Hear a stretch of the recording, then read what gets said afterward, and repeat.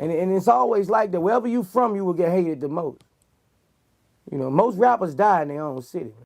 If you think about some of the worst things that you've witnessed, you know, we don't need names or locations or nothing, but in terms of like some of the worst things that you experienced in that type of environment, what would that be? I mean, we lost one of the voices of the city to the streets. Most definitely. Lor Scoota. Long live up next. Long live up next, man. Just moments after leaving a peace festival, an up-and-coming Baltimore rapper was gunned down at a busy Northeast Baltimore intersection. Now, as police search for his killer, an eyewitness recounts the bloody ambush. As shown in the infamous TV show The Wire, the streets of Baltimore are ruthless. No matter how big you are, or how positive an impact you have on your community, you can still get caught up simply by associating with the wrong people. The subject of today's video was a young rapper that was a rose that grew from the concrete of Baltimore and was on his way to worldwide success, only to be gunned down in his own city, leaving an anti-violence event. The subject of today's video is none other than Lor Scoota, and today we're going to be telling his story. But before we get into the video, please be sure to like and subscribe. Lor Scoota, real name Tyrese Trayvon Watson, was born on April 13, 1993 in Baltimore, Maryland. He was from West Baltimore and grew up on Pennsylvania Avenue. Growing up, Scoota loved music. Music gave him an outlet away from the dangerous streets of Baltimore, and eventually he would start making his own. Baltimore is a city that's heavily influenced by the drug trade. Scoota's music would reflect this. Scoota's career began to take off once he released the song Bird Flu with Shy Glizzy. The song tells the story of what it's like to be a drug dealer navigating through the streets of Baltimore. As Lor Scoota's music career began to take off, he tried to distance himself from the streets and focus more on music. Prior to his death, Scoota started to do activist work in his community and tried to be a positive influence on the youth of Baltimore. He began recording public service announcements advocating for peace in the streets, and he would go to inner city schools to read the children stories about inspirational historical figures like Martin Luther King. In spite of all the good he was doing in the streets, his close association with a man known for his notorious reputation would place a target on his back.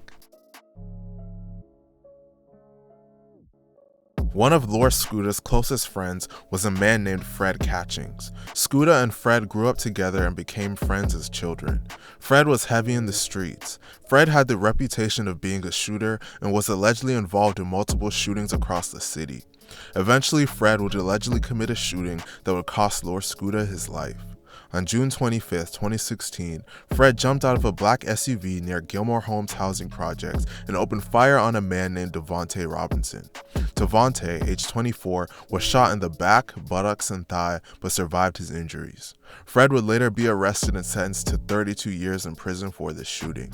Fred stated to police that he shot Devontae because he believed that Devontae was paid to kill him, so he wanted to shoot him first. Immediately following the shooting, Devontae's associates were looking for Fred. They were unable to catch him, so they would go after the closest person to him just hours later. Family, friends, and fans pay tribute to up-and-coming rapper Lil Scoota, remembering him as a talented young man gunned down on the cusp of major success. On June 25, 2016, just hours after the shooting of Devontae Robinson, Lor Scoota would be shot and killed.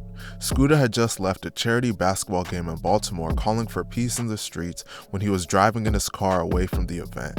As he was driving his vehicle eastbound on Morovia Road, an unknown male wearing a white bandana stepped into the street, walked to the driver's side, and opened fire. Scoota was struck multiple times and crashed his vehicle. He was taken to the hospital where he was tragically pronounced dead at just 23 years old. The police would later identify a man by the name of Cortez Mitchell as a person of interest and main suspect in the murder of Lor Scoota.